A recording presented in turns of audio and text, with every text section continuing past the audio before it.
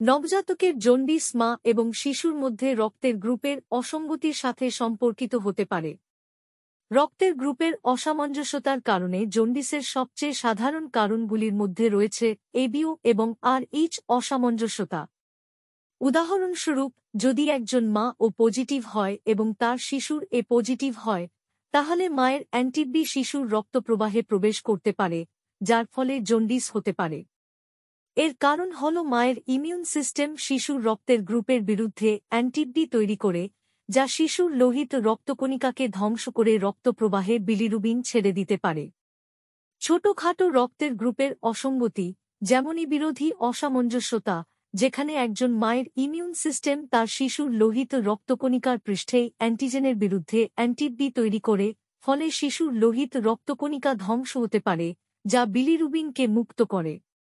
রক্তধারা anti অসামঞ্জস্যের গুরুতর ক্ষেত্রে ভ্রূণ এবং নবজাতকের মধ্যে হেমোলাইটিক রোগ হতে পারে, যার ফলে হাইপার বিলিরুবিনেমিয়ার মতো অবস্থার সৃষ্টি হয়, যার চিকিৎসার জন্য বিনিময় স্থানান্তরের প্রয়োজন হতে পারে।